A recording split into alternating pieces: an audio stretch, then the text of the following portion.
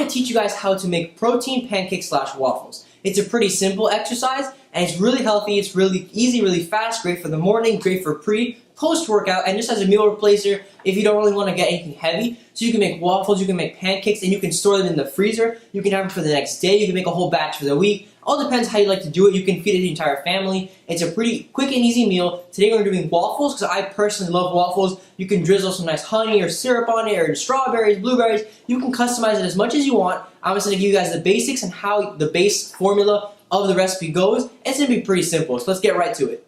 The first thing we're going to need is some sort of whey protein. So the one that I'm using is the Optimum Nutrition 100% whey double chocolate. It's my personal favorite from this company. Each serving has 24 grams of protein, low fat, good carb, low calorie. It's really good. Really, I do enjoy it. A better supplement for this, if you don't have protein at all, you're trying to do these pancakes and you want protein, Cellucor.com sells a really good product. It's still a whey protein, but it's more concentrated than this one. It has more variety of flavors, and you can get it in a smaller tub. So go check that out if you guys are interested in buying actual whey protein. You can also purchase the Optimum Nutrition 100% whey on Amazon.com. The next thing we need is some sort of pancake slash waffle mixture. Personally, I like the Aunt Jemima pancake mix. It's pretty good. It has all your serving sizes and all information back here. So I'm going to follow actually the one for the waffles. The waffles and pancakes are a little different because for the waffles you need vegetable oil, and that's our next ingredient. The following ingredient, like I said before, is actual vegetable oil. You can use whichever one you want as long as it's vegetable oil. Try to get the healthiest one you possibly can. This is one I had in my house. This is one I personally use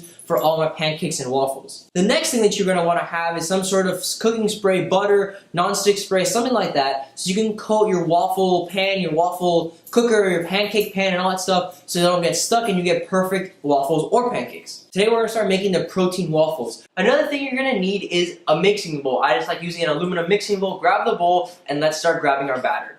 Next thing we're going to do, we're going to grab our pre-made mix. You can make the mix at home, but I personally like the quick and easy mix you can buy at any convenience store, Walmart, Target, Winn-Dixie, Sedano's, all the stores you can buy this. You can buy their brand store, you can buy the Aunt Jemima, you can buy whichever one you like. And I'm just going to do the small batch, which is going to make 1 pound, and you're going to have around about 9 7-inch waffles. It's going to be a lot for one day. I mean, I personally can't eat 9 waffles in one day, but you can also cut down the recipe and you can actually freeze them so you can have it for the next day. So the next day you want a protein pancake or a waffle, take it out of the bag, put it in the microwave, heat it up, put your Walden Farm syrup or any type of syrup you like, and eat it up. So the first thing we're going to do, we're going to grab our 1 cup dry mixture cup. We're going to go into the pancake mix and grab approximately 3.5 cups. Then we're going to grab our liquid measuring. So we're going to grab this here, we're going to do 2.5 cups of water.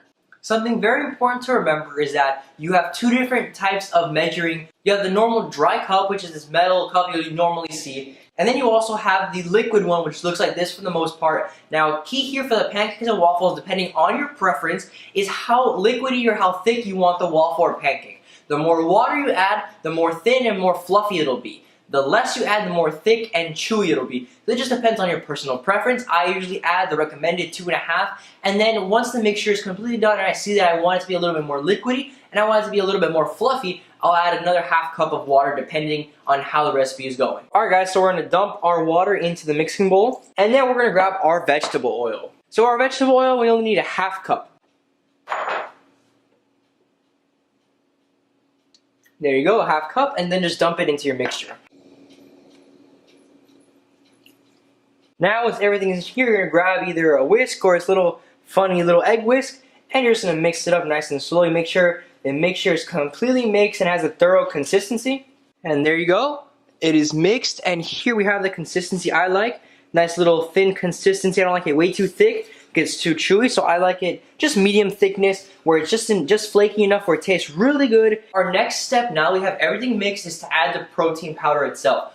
Personally, after a workout, I like to put 2 scoops of the double chocolate Optimum whey protein. Personally, I started off with 1 cup, and then as I progressively got more experience in the gym and as I worked out for longer and as I needed more protein in my diet, I added the 2nd cup into my diet. So I recommend if you're just starting off, if you're just starting to work out intensely, add one serving size of the protein. And as your fitness level develops, you can start adding 2, 3, 4. It just depends on your goals and how long you've been working out and how long you've been eating at the gym and all that sort of stuff. So we're going to dig deep into our protein bottle like that. Here we have our scooper that I said most of them come with. So you're just going to grab one of them, scoop it up around like that, Take off all the excess and pour it into your pancake mix like so.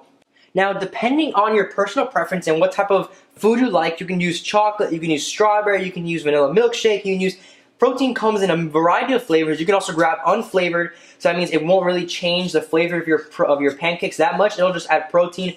It all depends on what you like and what you have available, and if you already have protein in your house, and if you want to use that one. There you go. The consistency stayed the same for the most part, and you can see it's a little bit more chocolatey. I personally love the chocolate within it. It's not a super powerful taste, but you can definitely get a hint of the double chocolate once you taste the waffle. Now that we are done mixing all the elements together in our bowl, we have turned on our waffle maker right here. As you can tell, we have a normal waffle maker. I've had this for quite a while. You don't have to get a new fancy one or go out and spend money. You can buy one you've already had.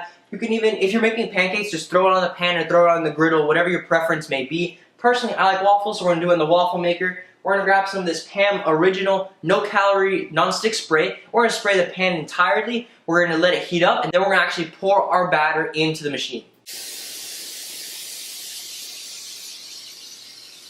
Now that we have our waffle maker, it's all heated up and it's pretty hot to the touch, we're going to grab our mix right here. We're going to grab the 1 cup dry mix spoon. This is what I like to use to give it an equal measurement for every single waffle. We're going to scoop it up and we're going to pour it into the actual waffle maker.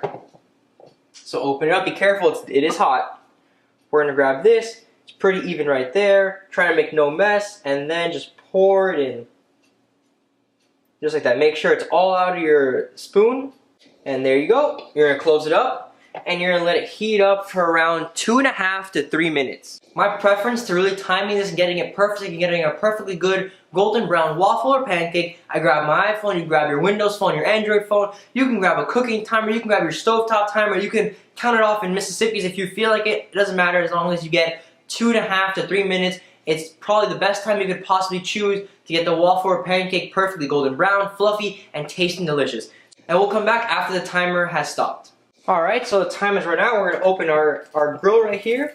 And as you can see, it's perfectly golden brown. It also depends on what you like. I like it nice and fluffy and just perfectly golden. If you like a little bit more toasty or a little harder, it just depends on, like I said, your preference. You can leave it in for maybe 30 more seconds, 45 more seconds. Now we are done. This batch made 7 pancakes. The box has 9. It just depends on how much water and oil and all that stuff you mix in, and also how thick you make your pancakes. I like putting quite a bit of batter into the machine. Like I said, I make sure each one is almost around a cup, so I grab the cup, put it into the machine for every single one, so it makes them pretty evenly. They're pretty tasty. You can put some syrup, you can put some honey, you can put blueberries, strawberries, raisins, anything. Whipped cream, it really tastes good. You can have breakfast, lunch, dinner, post, pre-workout, anything like that. So I hope you guys enjoyed this.